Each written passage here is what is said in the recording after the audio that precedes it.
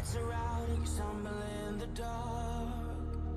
You kept pushing on, but then you went too far.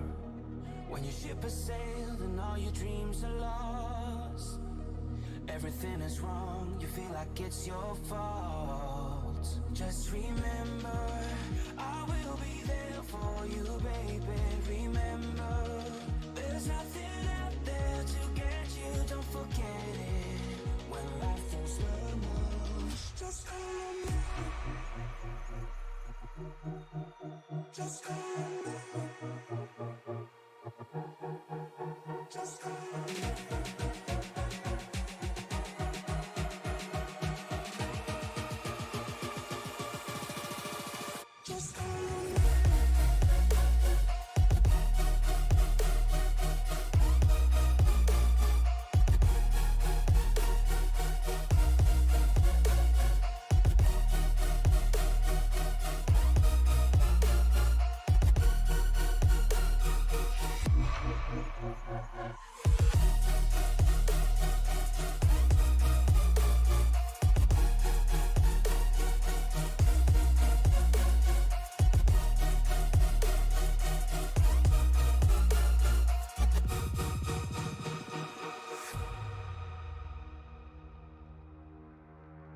You're stronger now than you ever been.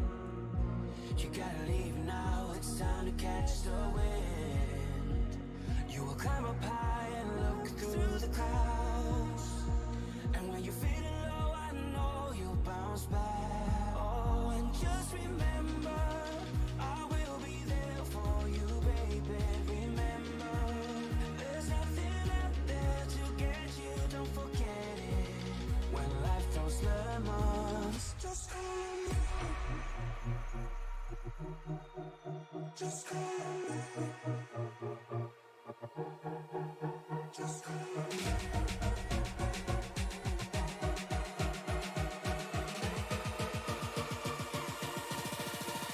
Just call me.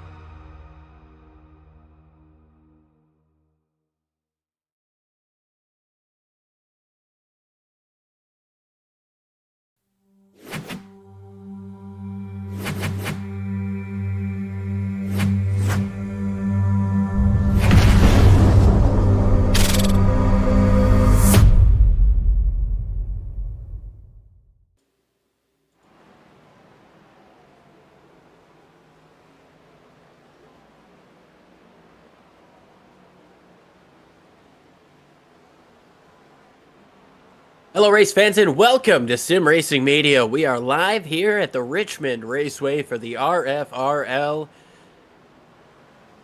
was going to say penultimate race, but it's our third to last race here. I'm Liam Irvig, joined up in the booth by Alan Bergen. Alan, how are you doing tonight? I'm doing wonderful, Liam. Hey, look, unlike where we're at, where it's cold and getting colder, the action is just about to heat up here in Richmond, Virginia. Our good friend Shane Cochran's backyard. Liam, I'm excited. Only 2 races left, and the points are getting tighter and tighter. I mean, look, it's Nate Lesko's game to lose at this point. Yeah, at this stage in the game, that guy has been so fast all season long. It's going to be tough to be able to get by him and make something happen in the point standings, but I tell you what, man, that doesn't mean these guys aren't going to be out here racing for a short track win. We know that 20 is going to be quick. That Nesquik machine has been on fire all season, but we've got Ryan Philbrick back here tonight. He's got a win on the season. Cody Deek is pretty fast here in the warm-up. Nick Kaufman fast here in this warm-up as well. We saw Nick very fast last week, but an unfortunate situation left him starting a couple of laps down, so we'll see if he's going to be able to put the fight to that 20 machine. We've got a lot of drivers here that are going to be quick, that are going to be ready to put that fight down and try to get a race win before the end of this season. You know, Liam, just to piggyback off what you said there, just as these guys are going to be slugging it out, one mistake on pit road will bury you all night long, and then you're going to have a time here. It's going to be bent sheet metal and hurt feelings all night long. And Liam, I'm also watching 2 races tonight. I'm watching that race at the front with the leaders, but I'm also watching that race in the back of the field, because it's not if the leaders catch the back of the pack, it's going to be when. Yeah, I know we talked a couple of weeks ago at Talladega when they were racing that caution-free 70-lapper, an amazing event, but you find those guys getting up into the pack and racing for the lead lap, and you find 2 races in one in the same spot. But Alan, like you said, those races are going to be in pretty separate spots here. I mean, they're going to be close to the leader, but it's not going to be near as back and forth as it was just a couple of weeks ago. And this track is tight through these corners, man. It's going to be tough to complete passes, especially later on in the run. If somebody doesn't have a major tire advantage, they're going to struggle to make a pass. Yeah, also, just to touch on what you were saying with these tight corners, that front straightaway is a little bit wider, so imagine these guys going down into a funnel when they hit turn 1. They're going to be wanting to get right on the yellow line in turn 1, and then fan out to the wall. And these guys are going to be going 2 or 3 wide to get down into turn number 1 to get that whole shot. And Alan, that like you mentioned there, that turn 1 area tightens up compared to the front straightaway, or at least it seems to. Same with turn 3. That's a pretty tight entry. How many times in the past have we seen guys make contact on corner entry, somebody maybe trying to dive it down in, or simply put, just a situation of closing a door that's unable to be closed? Oh man, look, that's what races are going to be won and lost here in turn number 1. But like Dale Earnhardt always said, the fastest car won't always win the race. It's all about that consistency and making good lines and being on point all night long. Yes, sir. Just making good choices, especially in a short track race like this where track position is going to be a premium. But I tell you what, Alan, we are getting about ready for these guys to start gridding up. We're getting ever so much closer to the start of this fantastic event here in Richmond for the Ratfink Racing League. Well, just like that, Liam, let's go over that starting lineup. Starting on the pole, we have Jesse Gordon. To his outside, Nick Kaufman. Nate Lesko is going to be in P3, your championship leader, with Crosby to his outside. Then we've got Brandon Finley and Cole Morton making up row number 3, followed by Jonathan McIntosh and Brandon Yates. Rounding out your top 10 today is Tyler Bowling and Todd Parrott in the Todd Hot Rod. Then we've got Sean Dion and Ryan Philbrick, who won a race earlier on in the season. Christian Clark and Bryce Hedgecock make up row number 7, with Victor Etheridge and David Lewis, piece 15 and 16 respectively. Tom Ringer with Brian Sousa to his outside in row number 9, and Brandon Hinton and Cody Deek in row 10. Joshua Gillen's going to round out the field here today, and it looks like he could be race control, or maybe he's going to end up missing this initial start. Yeah, I mean, he's going to already be behind the 8 ball, missing the start here for reasons unknown. But, I mean, what a good stout of 20 cars, 21 cars signed in here to do battle.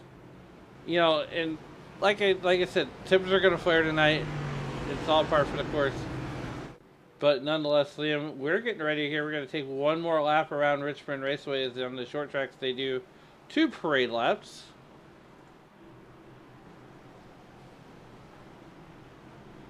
Different paint scheme on that Nate Lesko machine. He's not in his usual Nesquik colors. He's got the Sun Devils on that thing. Oh boy.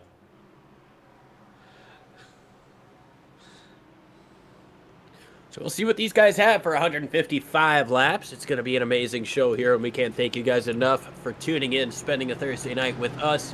We know up in the Midwest and in the northern area of this country, it's pretty, or at least the USA, it's pretty cold. I'm looking at -12 on my thermometer right now. But the racing action is heating up. Green flag is out. We are racing in Richmond.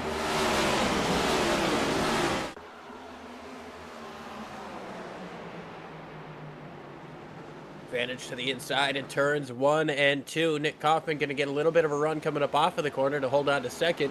A little bit of a loose moment out of Jesse Gordon in the race lead. And John Crosby putting a bead on the back bumper of Nate Lesko. Coming up off of turn 4 for lap number 1. Jesse Gordon's going to lead it, but Nick Kaufman not letting him get too far away. Yeah, Nick Kaufman right there on the back bumper. And that's what we're going to talk about all night long, is being right there at the end. But here comes Nick Kaufman making a run to the inside here. Goodyear to Goodyear, going into turn number 3 and 4. Off corner number 3 and 4. Ooh! Oh, contact! Into the wall goes the 110 of Jesse Gordon. No caution, we stay green. Going to have some heavy damage on the right front of that machine. You've got to believe he's not going to be able to hold on to that track position right now. Nick Kaufman takes over the race lead. Here comes Crosby. Looked at it for a moment to the inside of Lesko for second. Doesn't have anything for him, and we continue on. Kaufman going to lead lap number 2. Insane situation here in terms of what happened to Jesse Gordon, your pole sitter. He seems to be steady here in the 6th position. We're going to have to take a look. If he does get a caution flag, how long is that repair going to take? Yeah, definitely knowing that you got that one. Ooh, that's a tire rub all day long.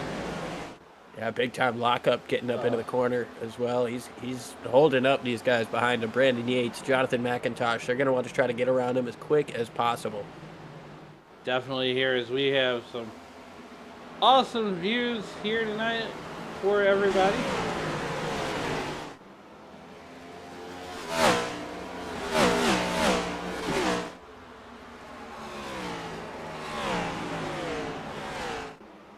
You know, Liam, these wall cams are just some of my favorite, especially whenever the race cars go zipping by there. You just hear that sound.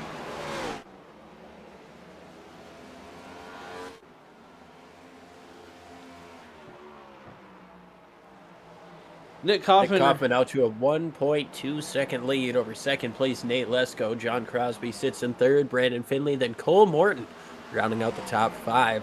Things have separated up front quite a bit. 5th place is 3.5 seconds behind your race leader. And here's a pass for position with Brandon Yates finally getting to the inside of Jesse Gordon. Gordon going to get right up next to the wall. McIntosh trying to use the inside lane to get next to him, but not enough momentum down that front straightaway to position his car to the inside. He's going to have to try it again later. Yeah, definitely. You know, just as you're saying, he gets into that wall. Jesse Gordon gets into that outside retaining wall and gets some heavy damage. He's trying to ride that out until he can get a pit stop or a caution. Whichever one comes first. You don't want to go pit under green at a track like Richmond because, like we said, it'll bury you in a hurry, and then you're going to have a whale of a night trying to get on or back on the lead lap. Yeah, getting your laps back at a short track like this is not easy, especially if you find yourself in a race with long green flag runs.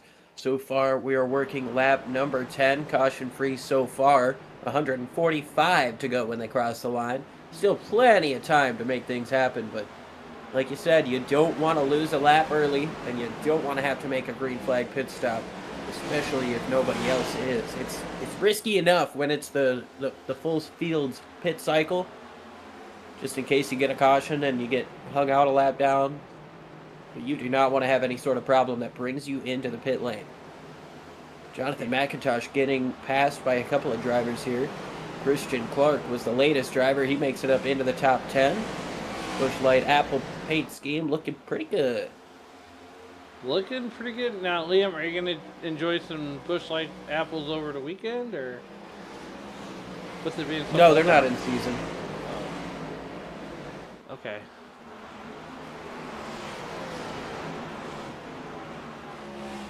Well, Jesse Gordon still clinging on to the top 10 here at the moment as he has come under fire from Christian Clark and that number 99 car.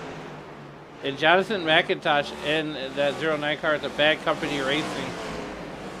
You know, it's got to get to a point where Jesse's going to probably, one, get tired of hanging on to a damaged race car, or B, the tires are going to go away there, and you can see the damage done to the right side of that race car as it's pancaked.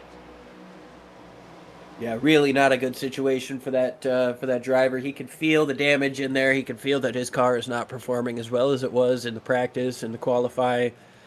He had some speed, man, and he's going to get into the back of the 99 of Clark.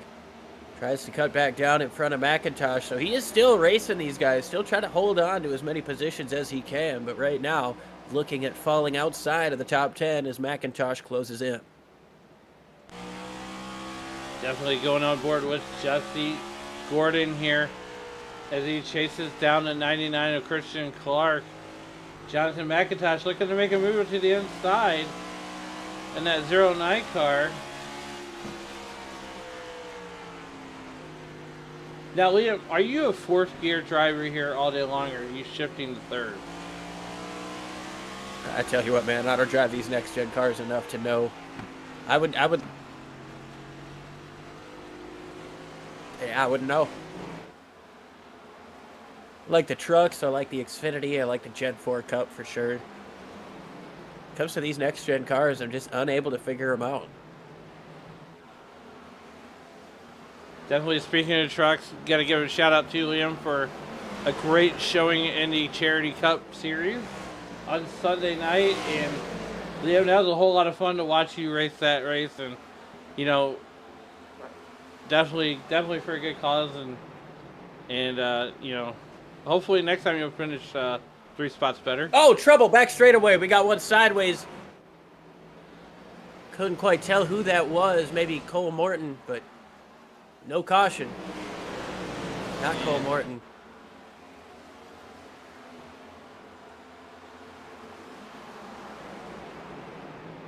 No caution. Looks to be a kind of orange car, but somebody was big time sideways down the back straightaway. You can see the smoke. You can see the skid marks there. Let's see what happened. I think it was Cole.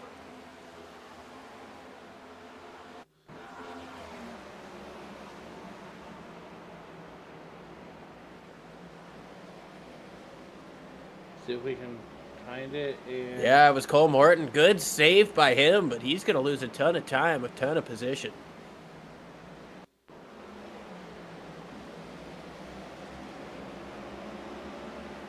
Oh boy, yeah, definitely.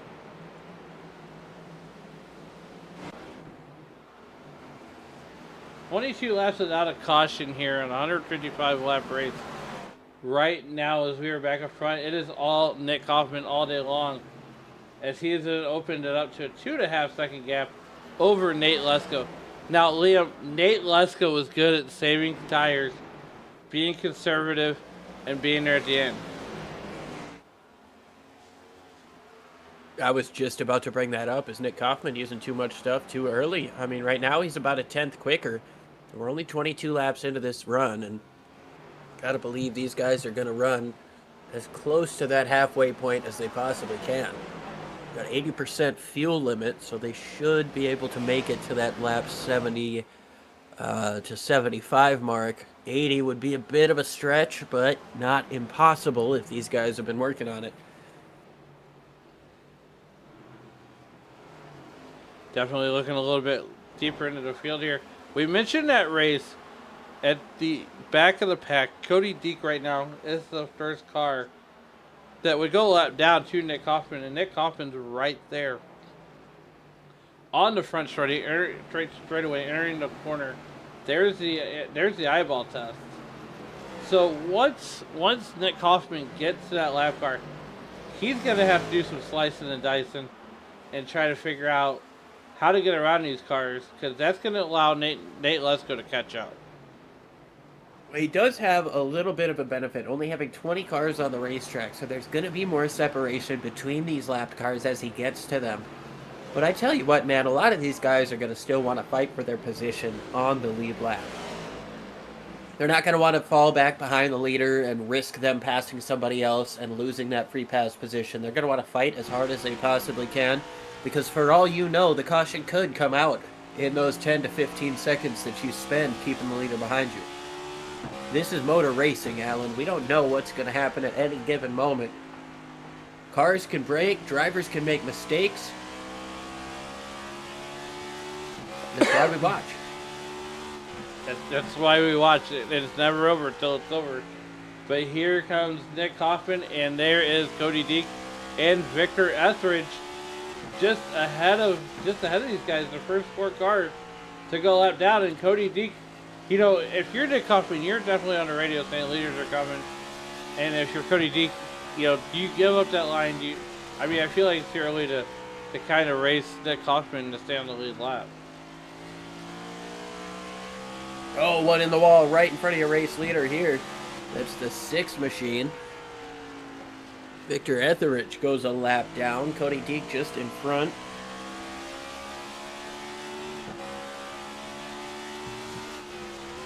And another battle just in front of these guys, as you can see. Looks like that is the 53 of David Lewis and Brian Sousa in front of him, racing for 18th, 17th rather. Yeah, 3-car battle shaping up right in front of your leader as we're on board with Nick Kaufman. And that's what that battle looks like. That's what that looks like from the, from the onboard camera of Nick Kaufman. And, oh, the 53 car goes way wide. What a block from Cody Deek. He's trying to stay on the lead lap. And here comes your leader down to the bottom. They're 3 wide. Not a spot you want to be if you're the race leader. 3 wide with a couple of lappers. Cody Deek, phenomenal job to keep that 24 behind him. Gets a couple of car lengths, but his lane running way up to the outside and trying to get that run coming up off of the corner is really costing him time to your race leader. And definitely Cody Deek finally going to go a lap down here as he threw a block on the leader, and I'm sure the leader is not thrilled. Nick Kaufman not thrilled with Cody Deek, but Cody Deek's got to do what he's got to do and, you know, try to stay in that lucky dog position.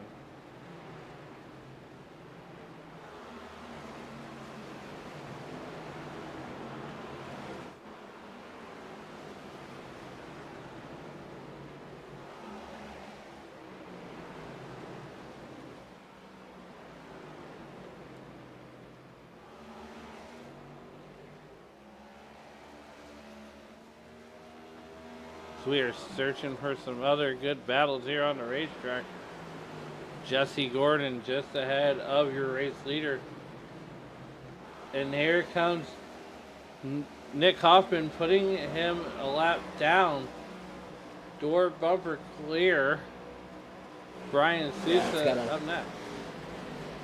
It's got to feel terrible for that 110 machine. Started on the pole and obviously got a little bit sideways racing for the lead and fell back outside of the top 10. Now falls off the lead lap.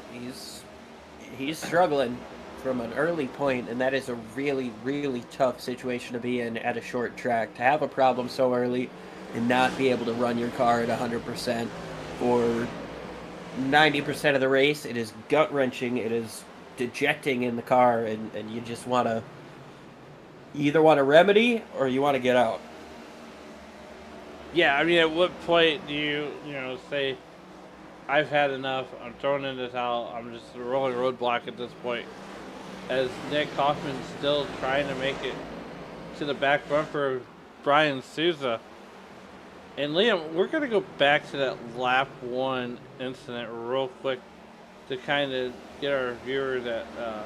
caution is out. We've got Cody Deek and Jesse Gordon. Numerous drivers are being reported as crashed. Let's take a look. Or just go straight to the replay. That works too. We've got Deek and Gordon.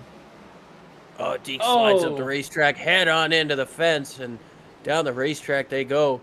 Crosby slides through. The 8's going to get a piece of it as well.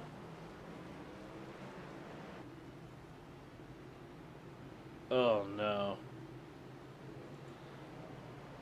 So now, if you're Jesse Gordon, you can get that fast repair. Yes, you can, and well, you're going to need it. I think a few drivers are going to need it. There are no fast repairs, Alan. Oh, the damage you get is the damage you take. Okay. Yeah, Well, there are no fast repairs here. wow. Breaking news in the garage area. We went all It's season. not breaking news. We've been called out in the chat before for this. Oh yeah, that's true. Yep, you're absolutely correct. I got it wrong. Nate Lesko's going to win the race off pit road, but Tom Ringer and Tyler Bowling stay out. I mean, was that the right call though?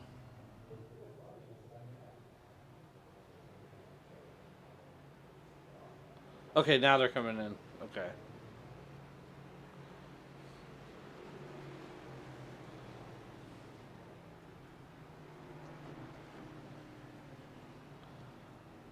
That's gonna cycle Nate Lesko up to the front. And Liam, time and time again, when we set 20 car up in the front, he is so dangerous up there.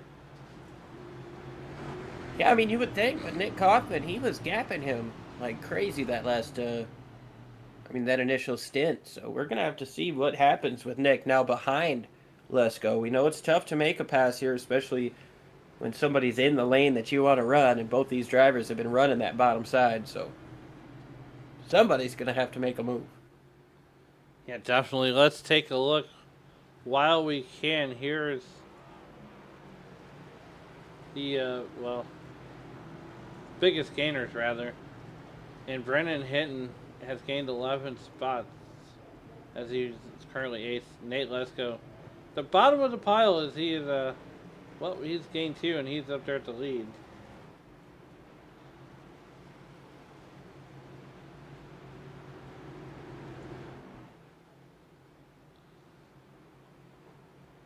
Liam, it took 41 laps, but we finally got our caution. Or 39 laps. But we finally got our caution.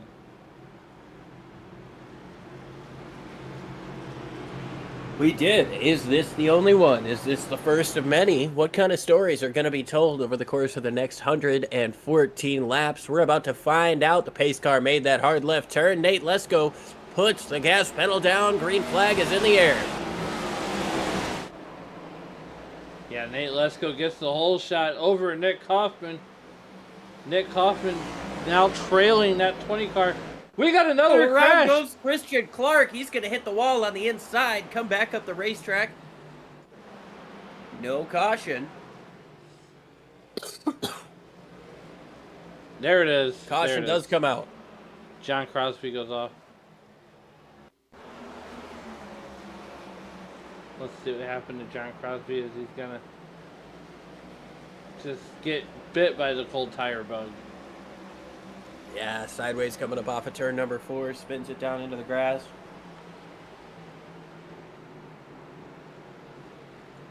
I mean, he doesn't hit anything though, so.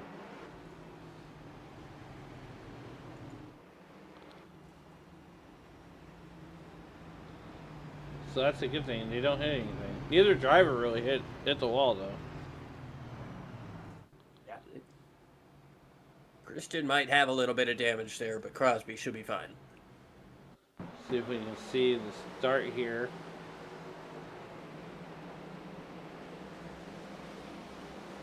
And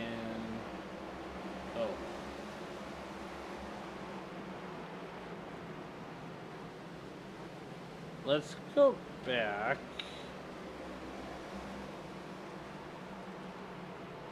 See if we can get a better view of it.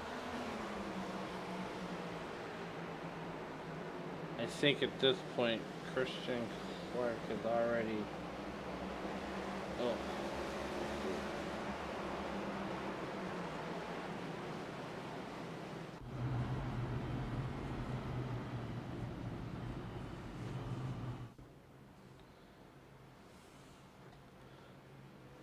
And it looks like David Lewis has a black flag. I would imagine that would be for speeding.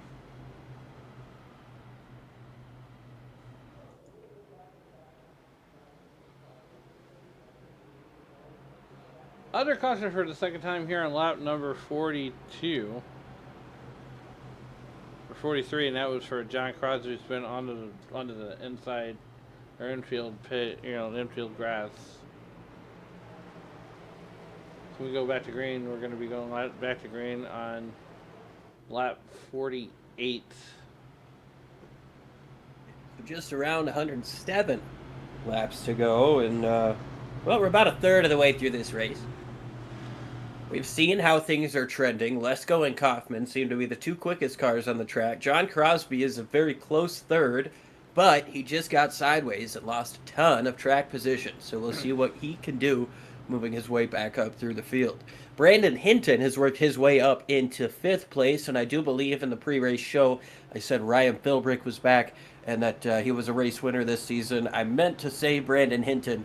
We haven't seen him every week this week, but he's in a nice number 5 monster paint scheme. Rocking the 5th place. Gained 14 spots after starting in the back. So we've got some players up front here, Alan. Who do you have your eye on? Oh, man. That 20 car is going to be hard to beat. But, I think Nick Kaufman's really been the star of the show here tonight. And it's going to take a lot for Lesko to keep him back there in that 2nd position or better.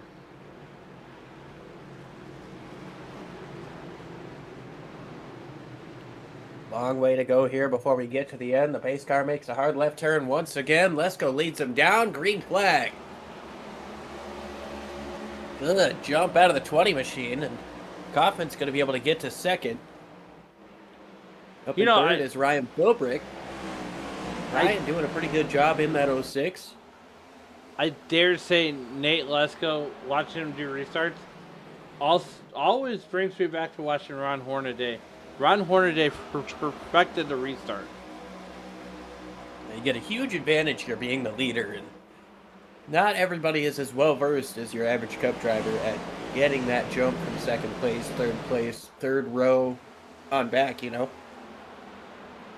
guys do a pretty good job, though, in this league, keeping them super close and keeping passing opportunities open on these restarts. So you see Cole up on the outside trying to gain a couple more. He's on the outside of Crosby. Crosby falling back from the 4th position where he started. He was in 3rd when he spun. Crosby able to take that position back from Morton and puts him back into 7th place for now. So there's a little bit of a gaggle of cars just behind him, led by McIntosh. Well, just as you say that, Nate Lesko sets the fastest lap of the race with a 21.57, 21.57, and Nick Kaufman is right behind him. As this battle for the lead starting to heat up, they are all but leaving Ryan Philbrick in the dust. This time around, it was a 58 out of Nick Kaufman. He closes in just a little bit. Coming up off of turn number 2, you're going to see him round a car length and a half behind. But I tell you what, man, when you get into this dirty air in this next-gen car, I know it's a short track.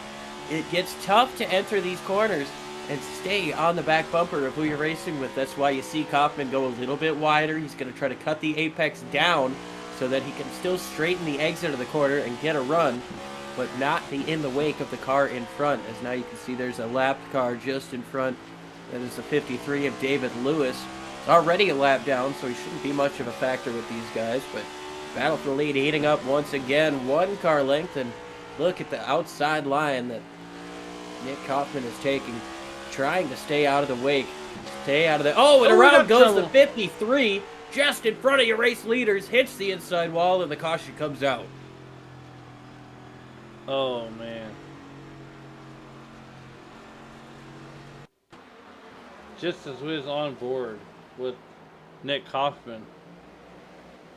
Yeah, I had a different screen up on my window at the moment, and I remember I was thinking to myself, where is that 53? And, well, we found him. Yeah, we definitely did find it.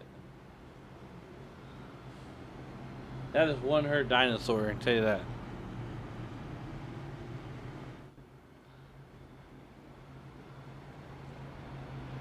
We got 101 laps left to go here in this one.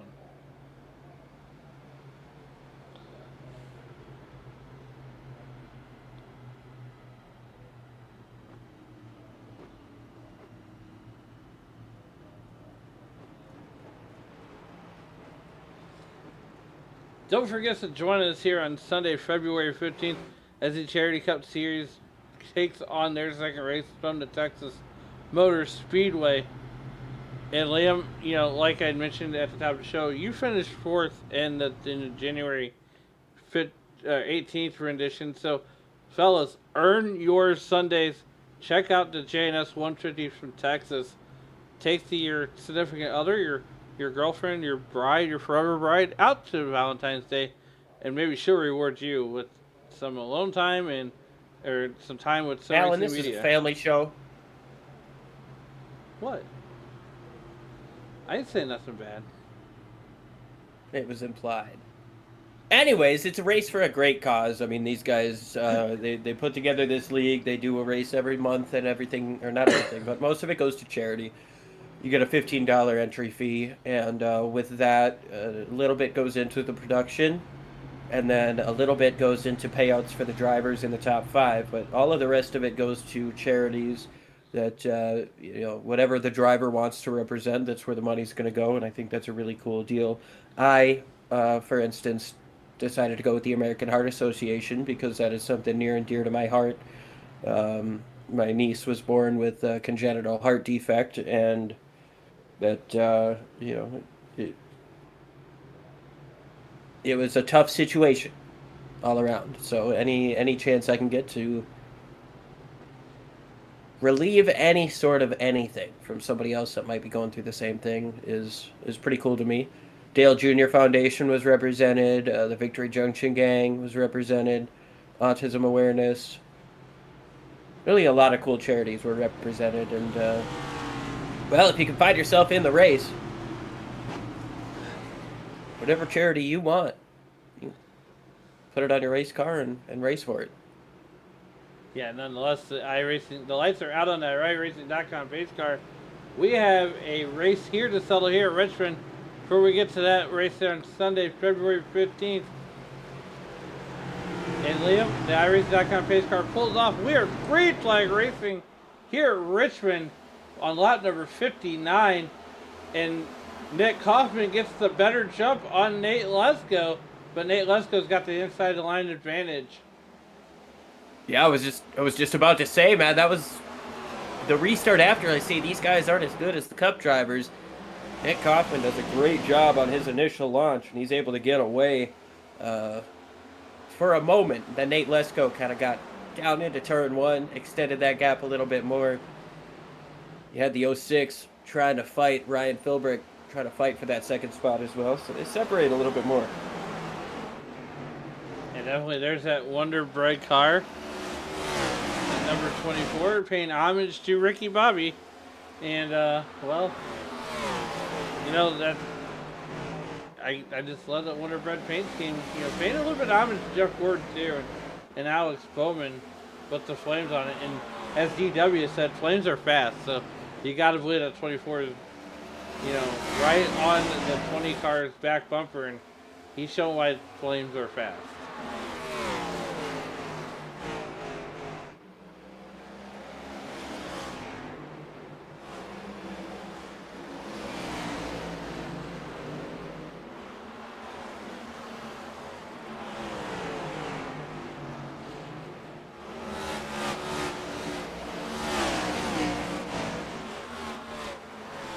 A little bit deeper into the field, Todd Parn and that number 69 car, Tyler Bowling, and the 25 ride, representing the National Guard here tonight, and even throwing it back. Well, Greg Biffle had the National Guard in his car for the longest time. A lot of these guys paying homage to the Biff. Almost looks like the Casey Mears paint scheme. 07 when he drove the 25. Oh yeah, Had himself a win that year, driving a different paint scheme, the Camo Memorial Day paint scheme. But yeah,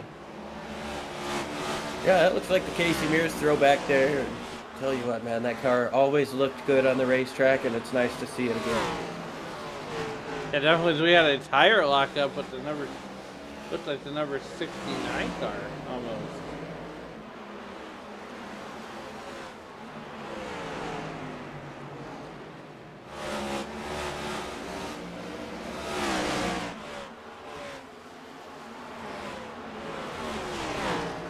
68 car, Tom Ringer. Tom Ringer. Wow, there's only one Todd in the field, and well, here's that number 68 car, just ahead of Tyler Bowling. Jonathan McIntosh sporting some anime on the hood of his car. And Brendan Hinton with that Monster Energy sponsored. You know, Liam, the breaking news this week was Haley Deegan going back and running the ARCA Menards West Series for Bill McAnally Racing. I think it's going to be good for her to get that reset in. Yeah, I really agree. As Nick Kaufman is taking over the race lead. Nick Kaufman around Nate Lesko. Lesko's going to try to fight back, getting into turn number 3, but Nick doing such a great job of holding that bottom. Let's see if we can go back and take a look at this pass for the lead. It looks like they were battling for a good couple of moments. I'll try to jump on over and see what I can find. Yeah, definitely. We'll take a look and see how that pass happened. And there it is. Like you said, Liam, he just held that inside line better than Lesko. And they were side by side going into 1 and 2, and with trading it back and forth, and just coming up off of turn number 2. 24 gets clear for the race lead. Now we've got our most dominant driver of the day so far has been out front. Alan, let's take a look at some of these drivers who have led laps here today. Haven't been a lot, and I tell you what, the one at the front, Nick Kaufman, it's a little closer than I expected it, with Nate Lesko leading 28 laps. Yeah, Nick Kaufman we approached leading the halfway 41. point in this. Sorry. No, you're good. Approaching the halfway point in this event here at Richmond. We're about 6 laps away. Sorry. Gonna be one more pit stop in this race. Gotta believe. When are they gonna make it? I believe a lot of things. I believe anybody except for a man with a bow tie. Never believe a man with a bow tie that wears a bow tie. Or a red tie, but or a red tie. Nate Lesko rocking that bottom side. You see Kaufman all the way up to the top. Different lines running through at this point in the race. Now they're both on the bottom. Starting to close in on Jesse Gordon, who we saw on the pole, led the first couple of laps and unfortunately hit the wall on the 3rd lap, giving some heavy right front damage to that machine, and he's been nursing it around ever since. Yeah, definitely, and that's what we alluded to there. I mean, he's back on the lead lap for sure, but he's in danger of going a lap down. Now the thing is, once he just pulls right out of the way of Nick Kaufman, and I believe that everything on lap 3 with him and Nick Kaufman was purely a racing deal. From the way for where we looked at it, there was nothing intentional. No one did anything wrong. No. Sometimes things happen, and you just got to move forward. Things up front spreading out just a little bit. First place, Nick Kaufman. Then we've got Nate Lesko, Ryan Philbrick, John Crosby, and Cole Martin has worked his way up into the top 5 after spinning out off of turn number 2. Able to keep that car straight, keep it off of the wall, and did a really good job of that. Lost him a ton of position. Gets back up into the top 5 as now he locks up the brakes just a little bit, allowing the 8 of Brandon Finley to look to his inside. Just behind them is Brandon Hinton in those monster colors. Talked about how good he was doing, working his way up through the field. He's back a couple spots from where he was at that point in 7th. Tyler Bowling just behind as well. We talked about that good-looking Casey Mears paint scheme, and well, I don't know, man. Hendrick just seems to hit it when it comes to paint schemes. This is no exception. Yeah, right behind them, we've got Jonathan McIntosh trying to fight with the 68 of Tom Ringer. Tom also driving in a different paint scheme this week than we're used to seeing. Usually that car is a little bit more green. Go back to Brandon Yates in the 11th position. Not exactly where he wants to be. Started the race in 8th, has lost a few since then, but currently sitting in the 11th position. Tom Ringer just in front of him by a second, 2 seconds, and He's going to be trying to get some momentum on the later half of this run. Sean Dion in the 3, trailing just a little bit behind, hoping to put a damper in that 66 cars run. You got Brian Sousa behind them. A driver started in 18th place, almost went a lap down at the beginning of this, at the first stint in this race before that first caution came out. Ryan Hedgecock in the 43 as well. He had a little bit of contact earlier on in the race, unintentional from another driver, but was able to continue on. Had himself a good recovery. Now we've got Todd Parrott sitting in 15th place, not the race that he has been looking for. He's been up front a lot this season, but this week it just seems to have missed in the setup department. Todd Parrott sitting in 15th out of 20 drivers, not where he wants to be. Christian Clark sits in 16th position. That number 99 Busch Light Apple has had himself a crunched can so far. He got sideways coming up off of turn number 2 and hit that inside wall. Nothing too crazy in terms of damage on that thing, but still a little bit of crunch to that can. And last car that we'll talk about here is Jesse Gordon, your pole sitter on the show. He's going to be a couple of laps down at this stage in the game. Well, he's 1, about to be 2. Not the race that Jesse Gordon has wanted, as Nick Kaufman has gotten out to about 2nd. Yeah, as we went to the field there, we have David Lewis winning the race to the beer stand as he is the first car out of the race. Not a race you want to win, but someone's got to win it. Yeah, Cody Deek still on the racetrack, going to be able to get around that 53 pretty soon here, within about a lap and a half.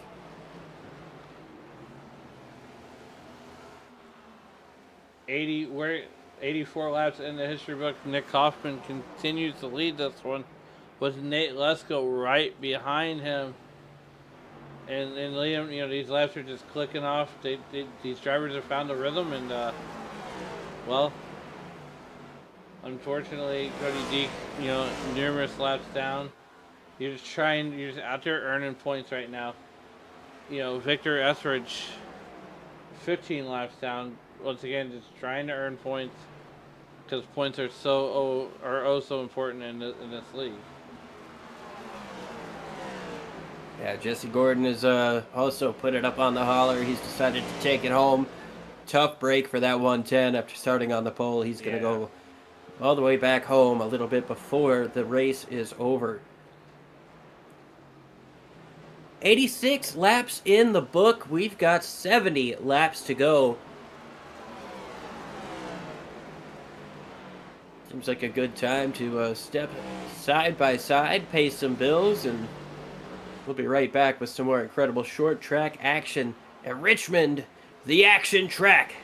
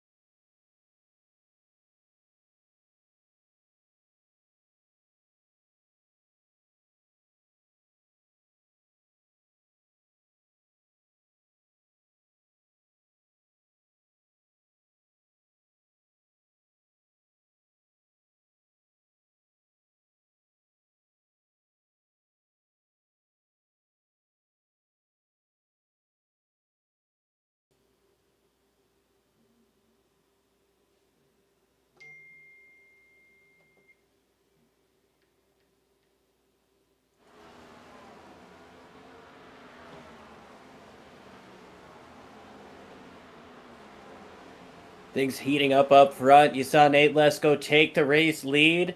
Nick Kaufman responds by coming into the pits, and here comes Lesko into the pits behind him.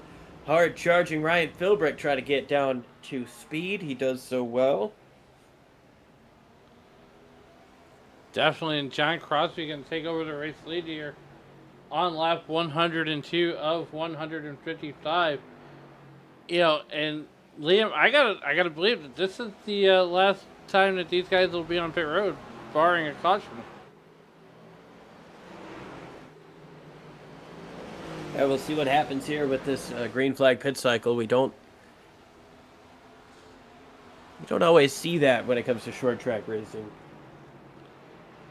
And, you know, just to add on to what you just said there, Liam, that shows you the talent level of the guys in this racing league when they are able to make green flag pit stops and make them effectively.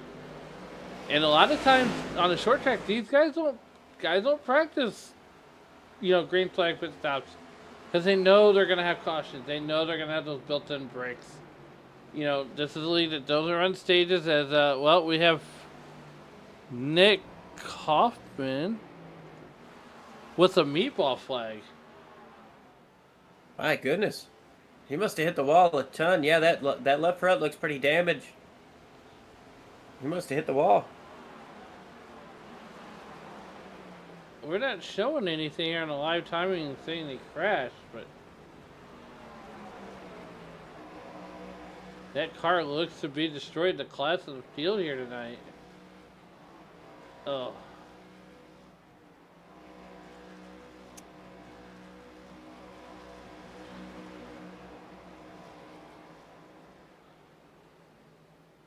See if we can find it.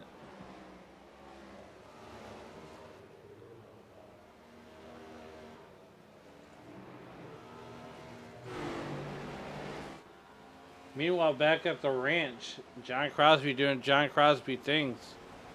As Nick Kaufman is essentially done and over with here, he's going to peg out his fun meter, not the way he wanted this night to end.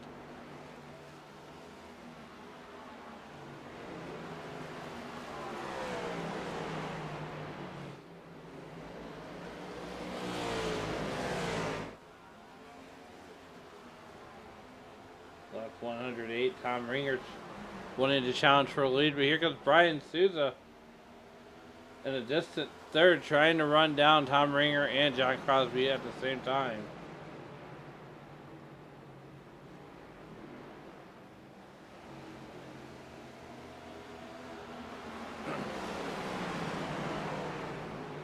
Tom Ringer now on pit road. John Crosby continues to lead as Nate Lesko is out up to 6th position. And this is where things can really get spread out here. As once again, Nick Kaufman done for the night as he is on pit road.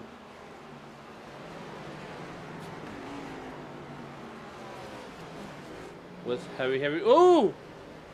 Jonathan McIntosh! McIntosh. I think he came in too hot, hit the abort button, and there you have it.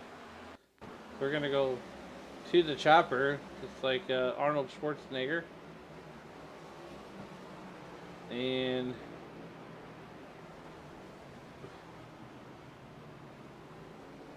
Caution there's is the out. yellow. We've got a problem with Tyler Bowling. Todd Parent coming up off of the top. Is there going to be contact? No. Tyler just tries to stay low and hits that inside wall. Comes back up the racetrack, and the caution comes out. Once again, right in front of Nate Lesko. Man.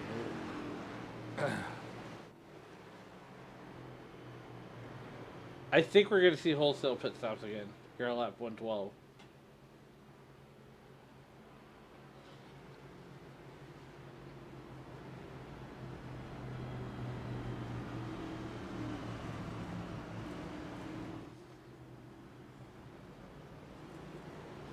Crosby's coming down.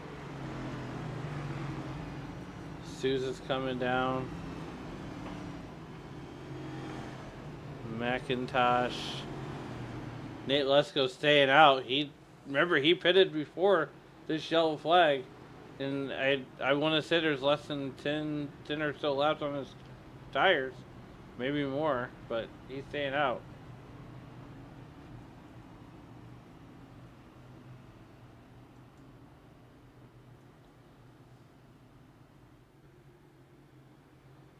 We bring up that pit stop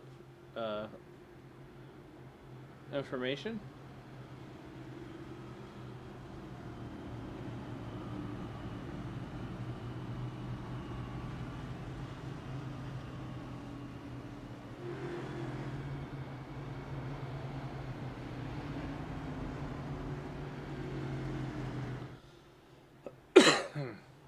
Lap 113 in the books now, 113 laps in the history books.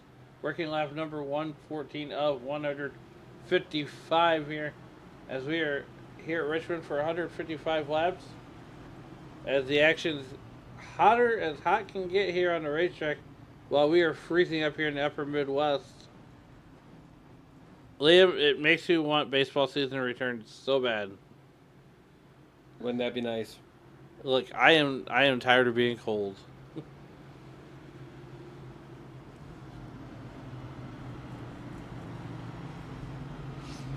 I am so tired of being cold.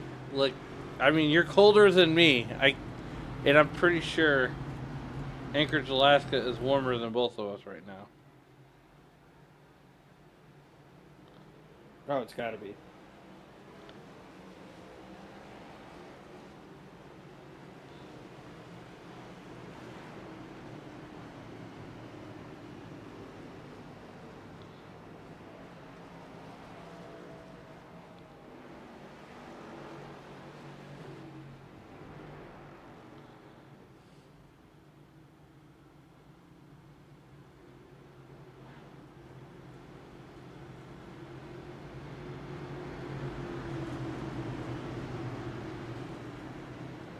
Well, things changing up front. Got to be 40 laps to go when we take the green flag. Nate Lesko holds out of the race lead over Ryan Philbrick, John Crosby, Brian Sousa, and Todd Parrott. Green flag in the air. Lesko gets away strong. And here comes Philbrick in that 06 car trying to make the outside work. As they go down the back straightaway, Nate Lesko just 2/10 ahead of Philbrick and Crosby. But here comes that number 69, the Todd Rod, at a distant 4, trying to catch this lead top 3.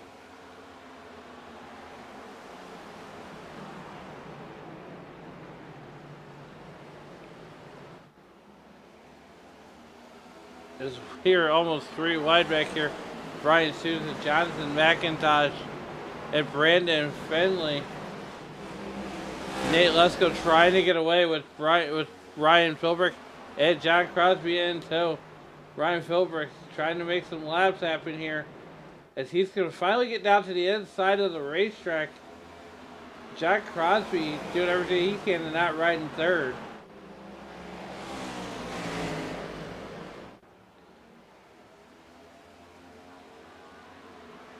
Oh, we got one sideways down the front stretch. That's Etheridge into the inside wall. Oh, no caution. Jumping straight to the pits. No caution's going to come out. Here's what happened. Just around she goes.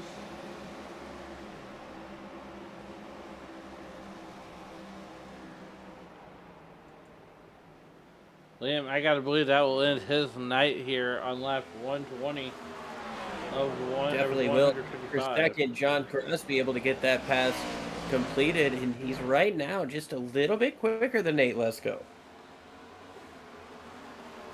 Yeah, definitely. Only a half second. He's just closing ever so slightly on Nate Lesko. Nate Lesko doing Nate Lesko things out on the racetrack. Jack Crosby right there. And Liam, as we always say, it's one thing to catch him, but it's another thing to pass him.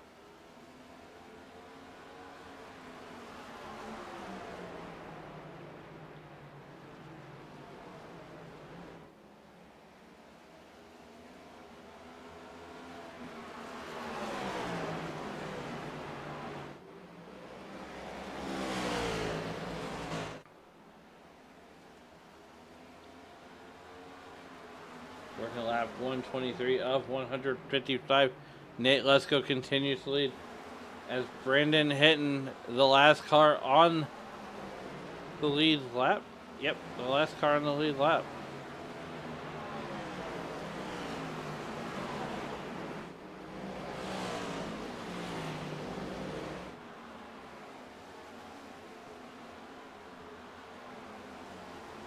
Cole Morton back there. As he is actually the last car in the lead lap now. Hinton gets by Morton for 8th position. He's going looking for more as he's trying to get around. Well, I believe that's the 8 car.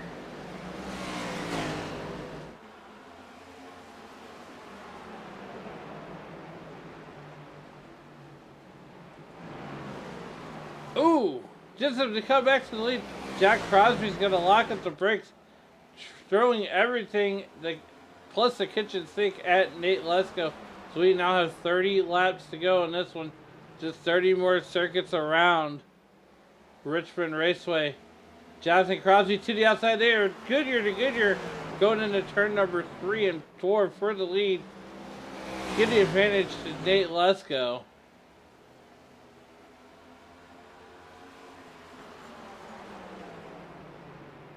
Nate Lesko doing everything he can to keep John Crosby at bay. Ryan Philbrick back there in the 3rd position. As he locks up. He gets into Lesko up the racetrack, goes to 20. And now Philbrick's going to have a chance. How did those guys not wreck there as John Crosby locked up the brakes to keep from taking himself and Lesko out? But here comes Ryan Philbrick. He is challenging for that lead.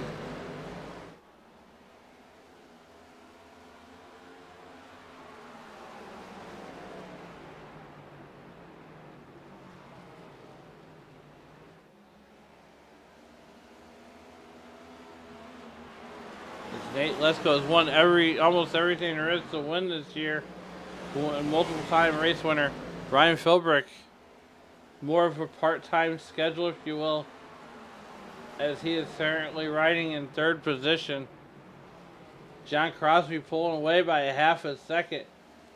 You know, John Crosby's been there in multiple races, just hasn't, put it together the last couple weeks. Always had something go wrong in the later stages of the race, but he can make 25 clean laps.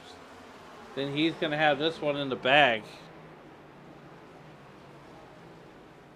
Yeah, driving away from that 20, and Philbrick not letting them get too terribly far away, just around that 1 second mark behind. Ryan Sousa's starting to close in just a little bit as well. He's running equal lap times with 2 out of the top 3. That race leader, though, just a hair quicker. Yeah, I'm trying to see if Nate Lesko gets a better corner exit than John Crosby. But that's the thing about being out front, is you can pick that line. You can really analyze where you're at on the racetrack. And if you're Nate Lesko, you're studying John Crosby like a book right now and just learning where and figuring out when he's going to mess up. Because Nate Lesko's going to almost get to the back bumper of John Crosby, and Nate Lesko's going to have to force Crosby to make a mistake.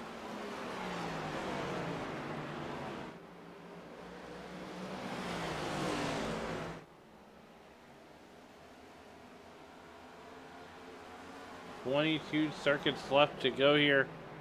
As right now we're watching Nate Lesko try to run down John Crosby just a little bit further back here. These guys are all but single filed out, as this is the closest battle on the racetrack. And that's Brandon Hinton. Got a couple lap cars between him and the 69 car apparent.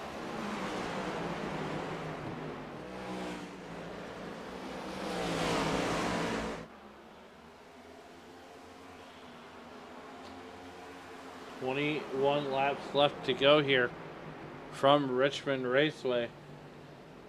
As we got Cole Morton out here all by himself. Back up here at the front, John Crosby pulls away almost to a second lead over Nate Lesko. Nate Lesko got to do everything he can. Got to find an extra year, an extra extra grip somewhere on this racetrack. Well, he might just be biding his time here. He's got 20 laps to go, and well, we know Nate Lesko's been strong on the later portions of these runs. Maybe he's anticipating the 73 uses up a little bit more stuff and comes back to him. But who knows what that contact did to the 20 machine, as these guys are now working about 0.8 of a second between them. Lesko's able to drive it in deep, and Crosby's getting the run coming up off of the corner. This last time around, it's going to go in the favor of nobody. They're both at 22:47. Oh. And it's all going to come down to driver, Liam. With 18 laps to go, make it 17 this time by. And all, the only driver that's got a better seat than us right now is Ryan Philbrick in that 06 car. He gets to watch this battle from the windshield. We're on board with the 06 car here with 17 laps to go. Driver's got a front row seat. Nate Lesko, here's what he's looking at. And there's a lap car right in front of him. That's Nate Lesko's best chance. Nate Lesko's got to hope that that the lap car will hold John Crosby up a little bit. Yeah, he's going to take away his exit. Crosby gets a little bit loose, has to stay in line behind him, but this should be able to make an easy pass this time around in 3 and 4s. Yates stays all the way up to the outside. Not going to have enough to power down and get up to the outside of your race leader. Now there's one in between first and second. John Crosby looking for his second win on the season. We saw him get it done in Talladega just a couple of weeks ago. He talked about how didn't really expect to have that type of performance. Older guys don't generally get it done like that. Well, I tell you what, man, Richmond is an experienced track, and John Crosby is showing a lot of experience here today.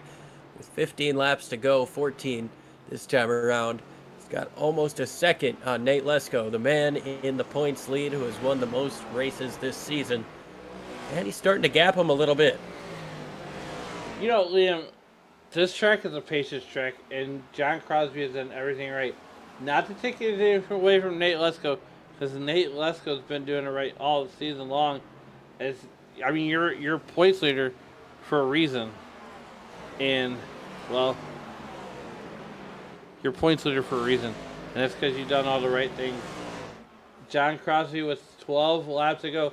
A dozen laps left here at Richmond Raceway, with just 2 races left in the Ratfink Racing League schedule.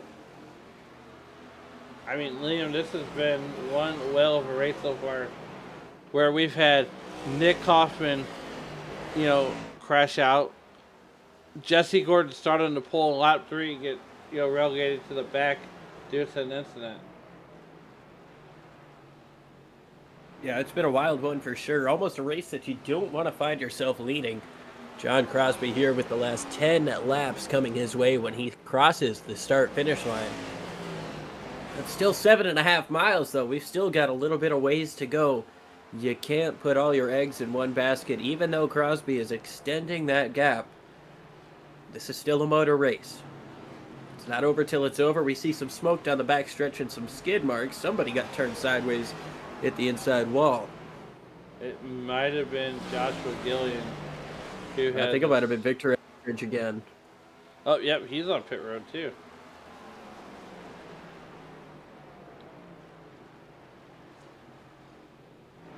Cody Deek just out ahead of John Crosby with 9 laps to go here in this one.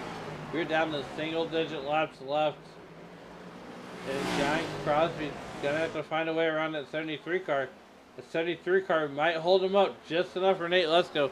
We're going to keep our eye on this one. These guys go down. Oh, just as I say that, Cody Deek gives John Crosby the line. Yeah, he's not going to fight too hard with less than 10 laps to go. The last thing you want to do is have somebody angry with you for involving yourself in the race for the win. Although Nate Lesko might feel like the 13 could have held him up a little bit more. It was the right thing to do there. And now there's 7 laps to go. Granted, a little bit has to do with where Cody Deek is, but Nate Lesko is starting to close in just a little bit. That last time by, he was a 10th and a half quicker. As a driver that spends half his time a lap down, I really don't want a leader catching me in the corner. I'd rather it happen on the straightaway. Sometimes you don't get to pick where those lap cars get taken a lap down. Here with Nate Lesko trying to figure out in 6 laps what he needs to do to run that one, close the 1 second gap from him and John Crosby, but 2, as we come to 5 to go, 5 phalanges in the air. Liam, we are almost done with race number 10, and John Crosby is 5 laps away from winning race number 2 on the season. Yeah, Crosby doing incredible all race long. Didn't take the lead until a little bit later. But I tell you what, man, this 73 machine has been looking good. It's been looking good all night. Really good to see that 73 out front. And like I said, man, Talladega, he said he didn't really expect to be super competitive, but he's showing up here and putting on an incredible show. Not missing anything up front. Here's Brian Souza, who was a lap down at one point, and here he is. Finds himself 1 spot out of the podium. Up 14 spots, our biggest mover of the race here. Liam, I mean, you know, what a drive, what a recovery by that number 60 car. Yeah, really good job by Sousa getting up here into the top 4, top 5 here. He's trying to chase down Philbrick, but I don't think there's going to be enough time. We've got 2 laps to go, and yeah, that's a long way to go in 2 laps. But John Crosby, he's going to come up off of turn number 4 here. Take the white flag. He came into this race with 1 win on the season. Getting it done at Talladega. He's 3rd in points after 9 starts. All 7 of his races have been counted. He's got his 2 drop weeks in already. Got that 1 win at Talladega. 5 top 5s, 7 top 10s. And this is going to be his 2nd win on the season. John Crosby gets it done in Richmond. Nate Lesko crossing the line in 2nd. Philbrick crossing the start-finish line in 3rd. That's going to round out your podium here tonight. Brian Souza going to bring it home 4th. What a run. John Crosby taking the race lead. And we're, once again, on lap 127. Here's how that happened. Here's that pass. As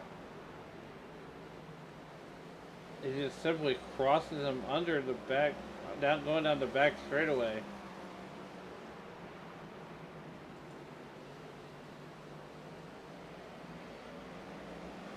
What a pass for the lead that was. Well, John Crosby gonna burn it down.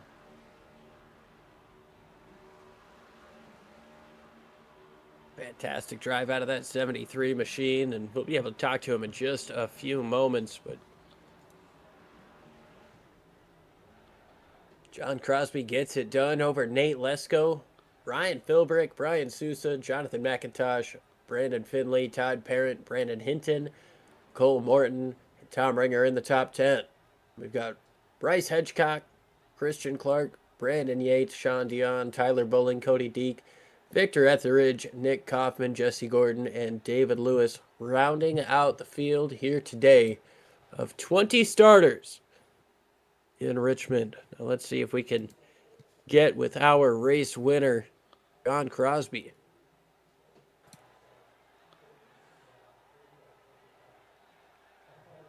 Hey, John, it's Liam and Alan up at the booth. You got a copy? Yeah, how you guys doing? Doing pretty good, man. I tell you what, we talked to you after Talladega, and you said you didn't really expect to be, in contention for race wins, but you got it done there. Richmond is an entirely different beast, man. You showed a lot of experience tonight and patience.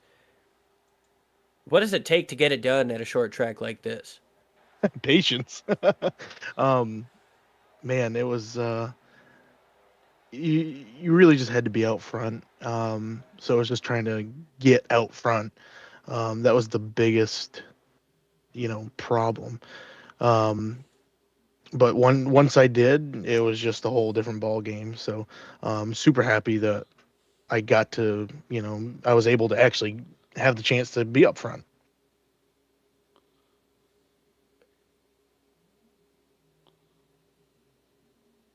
Yeah, I mean, you definitely had yourself a pretty strong day starting in fourth place, getting up to the lead. What was it like racing with Nate there? I know there was some contact there. I heard you get up Yep. on the horn and apologize to him. I know it wasn't anything intentional, but kind of talk with us. What was it like chasing him down, racing him? Knowing that he's shown to be the best so far this year. I agree, and I was sick of being behind him, so I had to knock him out of the way. No, it was really hard to pass on the bottom there. So, um, I think I could wrap around the bottom just a little bit better than he could. So I was just trying my best to just get a drive off of turn 2, make my pass into turn 3.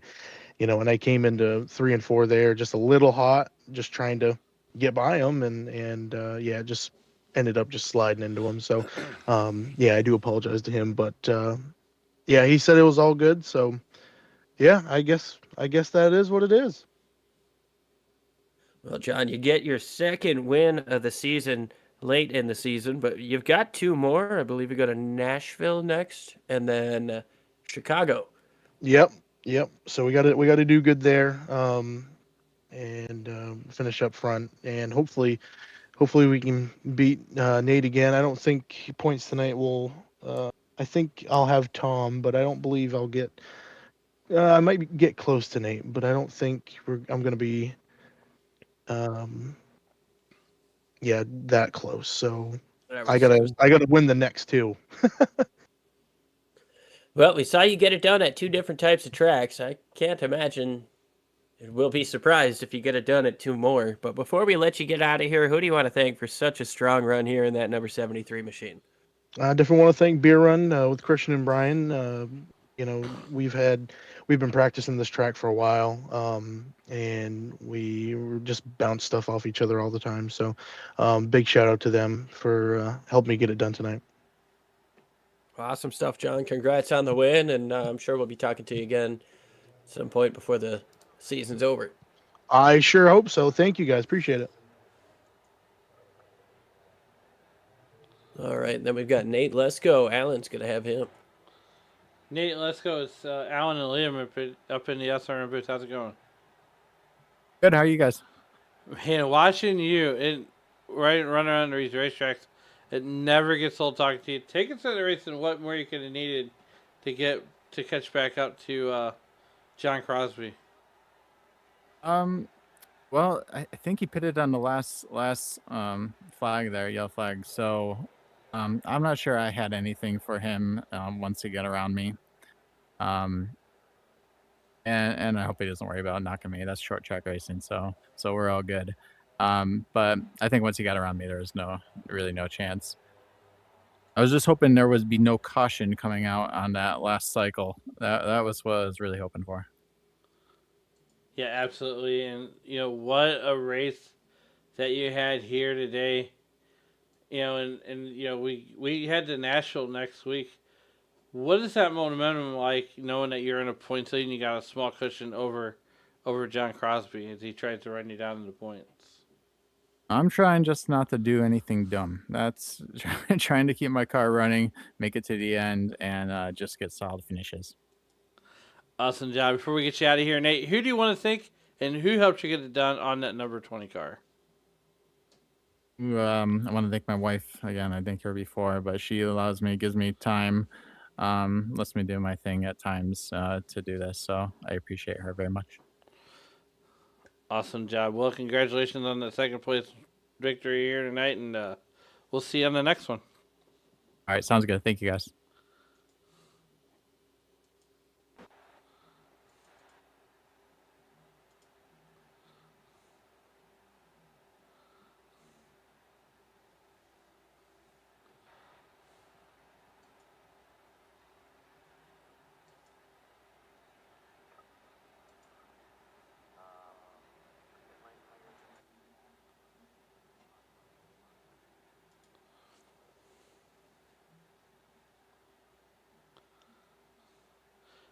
Unless Ryan, it's Liam up in the booth. You got a copy. Yeah, I got you guys. Hey man, it was a super strong race for you. You started outside the top 10, but worked your way forward. What did it take to get up into that top 3, into that top 5 here at Richmond? Yeah, kind of botched qualifying a little bit. Just being patient, coming through the pack, trying to get by people when you can, not trying to press any moves. You know what I mean? Safely pass people pretty much without getting wrecked. What was the biggest struggle challenging people to pass here tonight? It seemed like track position was at a premium, but we saw you getting through a lot of the field. Just trying to stay underneath people without getting loose off of 3 and 4. That was like, I think probably where I made most of my passes. That's where I'm more comfortable. And going into 1 and 2, trying to get people clear so I could run the line that I wanted without them getting back to my rear bumper, pretty much. Well, Ryan, we go to Nashville next week. Another short-ish track, at least more single line. Nashville Fairgrounds or Nashville Super Speedway? I'm gonna assume super speedway because it's 130 laps. I Yeah, feel like if it was fairgrounds, it'd be a bit more, but yeah. I love that track. This was cool though. A good switch up from mile and a half cookie cutter stuff, short track. It was fun. awesome stuff, man. Before we let you go, who do you want to thank for such a strong run here today, working through the field and getting a podium finish? Yeah, Bad Company Racing, all my guys in Discord, RFRL for putting this on, dealing with all our stuff. Great group of guys. Everyone for coming out. You guys for broadcasting, clean cut painting. That's it. Awesome stuff, man. Congrats on the podium, and I'm sure we'll be talking to you again soon. Thank you.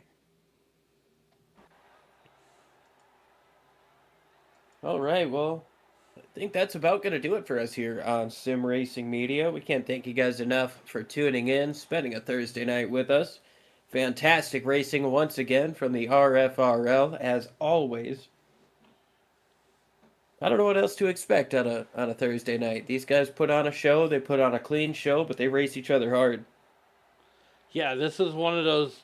This is one of those leagues where it actually has me looking forward to Thursday nights. And Liam, as always, the floor is yours to take us on out of here. Yeah, of course. We just gotta quote Cletus and say, "Do it for Dale and be like Biff." And we're gonna quote Tony Trapasso. As you guys walk through the streets of life, please don't play in traffic. Have a good night, folks.